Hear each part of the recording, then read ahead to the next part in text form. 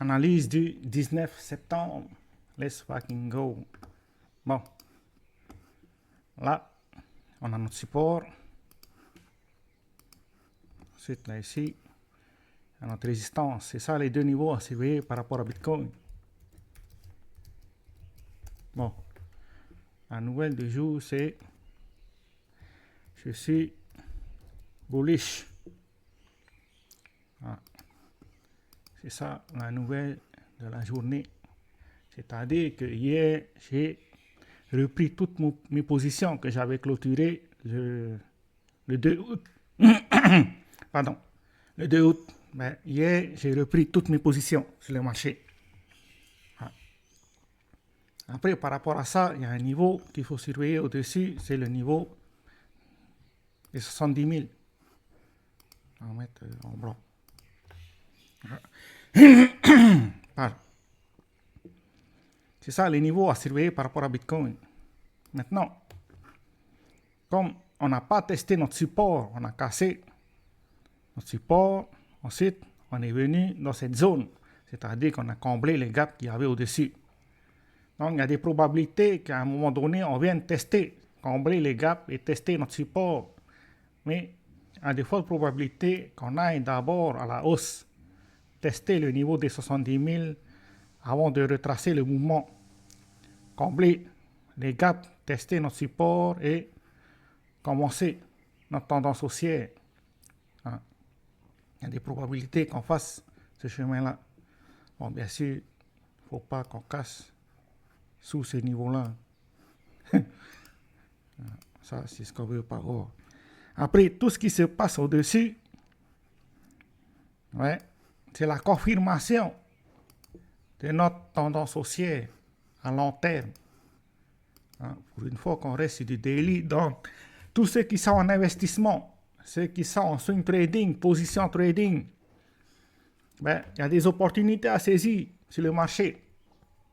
C'est le moment de se concentrer. Voilà. Bon, bien sûr, les day traders, que ça soit un bull run ou pas de bull run, ils sont toujours sur le marché. Ils ont pas de jour off.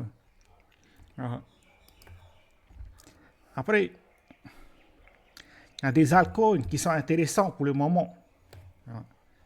Bon, pour l'instant, je montre que Ethereum et Solana, parce qu'on n'a toujours pas confirmé notre tendance haussière. Mais j'ai marqué un niveau intermédiaire qu'il faut surveiller. Si on arrive au moins au-dessus, ben, il y a des probabilités qu'on aille chercher notre résistance. C'est-à-dire qu'il faut au minimum casser ce niveau-là pour pouvoir considérer Ethereum. Voilà.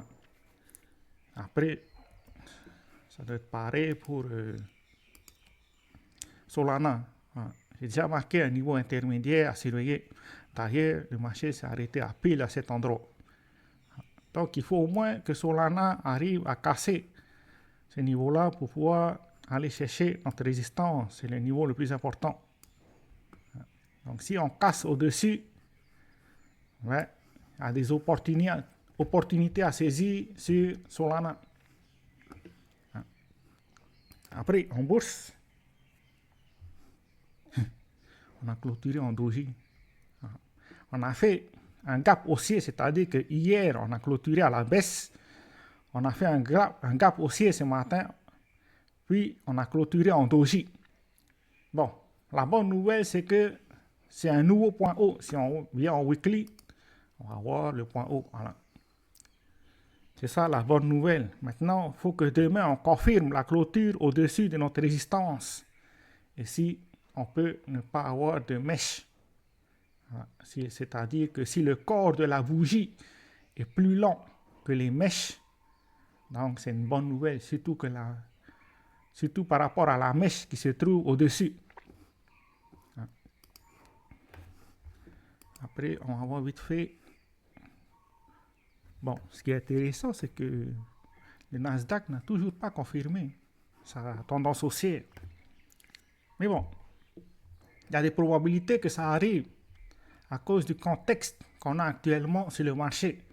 c'est-à-dire la nouvelle d'hier par rapport au taux d'intérêt. Maintenant, il y a des dates à surveiller. C'est-à-dire que le 4 octobre, c'est une date importante par rapport à l'inflation. En octobre, et c'est le 30, je crois. Voilà. C'est les deux dates à surveiller en octobre, le 4 et le 30 par rapport à l'inflation. Ensuite, il y a aussi ce fin du mois. Ça, c'est par rapport aux options. D'ailleurs, ceux qui traitent les options, ils risquent d'y avoir de la volatilité. Donc, il y a des probabilités de se placer par rapport aux options. Bien sûr, pour ceux qui aiment bien trader avec les options. En tout cas, c'est ça à peu près la nouvelle du jour. Je suis bullish. Après, peut-être qu'on va voir par la suite d'autres altcoins. Ça dépend du marché. Si jamais je vois que le momentum haussier est confirmé, ben, on va pouvoir analyser des altcoins sur le marché. Bon, j'ai plusieurs altcoins que je surveille en ce moment. Voilà. On va voir ça plus tard. Ciao, ciao.